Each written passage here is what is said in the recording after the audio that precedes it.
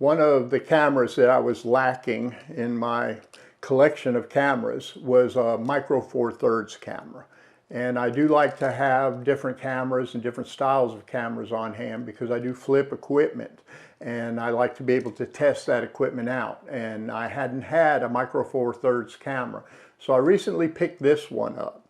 This is a YI-M1. Now the YI company basically produced security cameras and that type of thing for like the inside of your home so you can keep track of things. And about 7 years ago, this was their first attempt into making a mirrorless camera. And to be honest with you, initially I wasn't real happy with my purchase, but Crystal in Gibson, Florida, she made me a really great deal. I couldn't pass up on it, so I picked it up, and then I changed a couple things about it that made it a whole lot better. So let's get to it.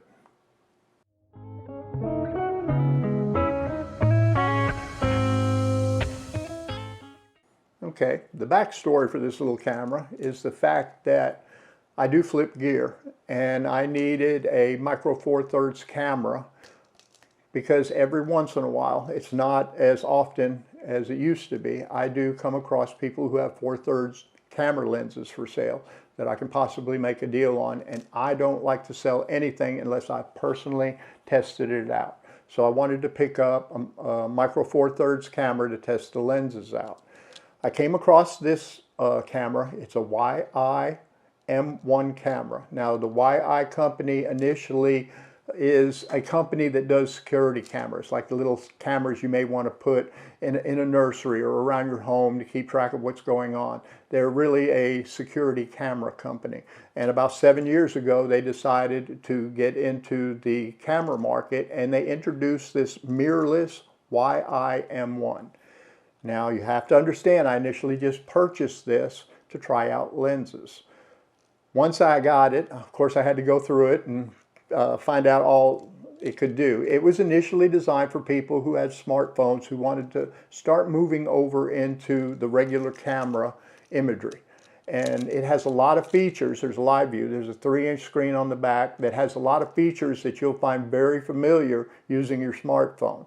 And they did that on purpose. So there's very few buttons on this. There's 2 buttons on the back and basically a dial and 2 buttons on the top. And that's all there is. But it does the same functions as a regular camera does. It does have manual dial. It does have aperture priority. It has shutter priority. It has an automatic function to it. And it has autofocus, and the autofocus does a relatively decent job.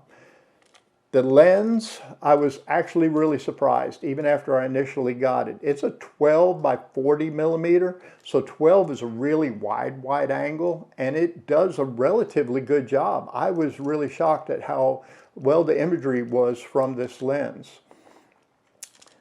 The pros to it are the fact that it'll shoot 5 frames per second.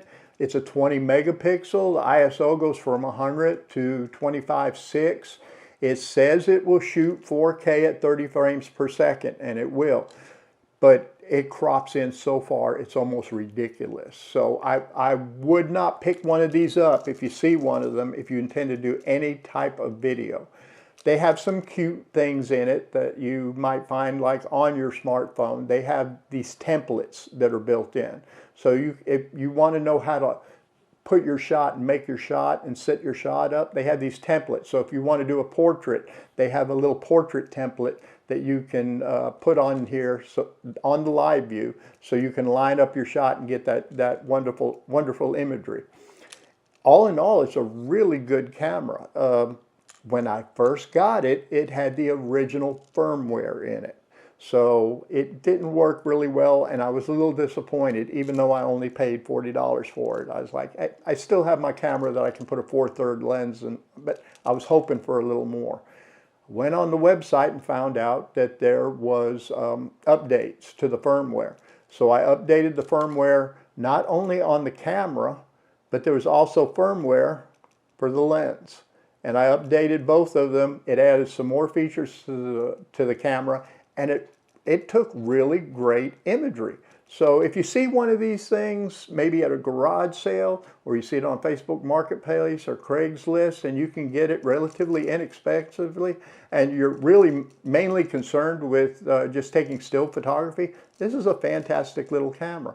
Or if you're in a situation like you're on your kayak and you want to take some pictures and you don't necessarily want to bring your couple of $1,000s worth of gear and have the chance falling out or dropping it, consider this one a throwaway.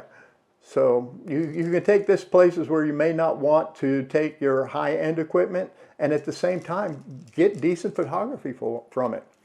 Well, once again, thanks for stopping by. If you have any comments, leave them in the comments section. A lot of the gear that I use is also in that section. You're not going to find this camera, because this camera is about 7 years old, and I'm sure it's not even being produced anymore. But if you see one at a garage sale, pick it up. If you see one, if you can get it inexpensively, it's a good camera to take some imagery with. Well, thanks again for stopping by.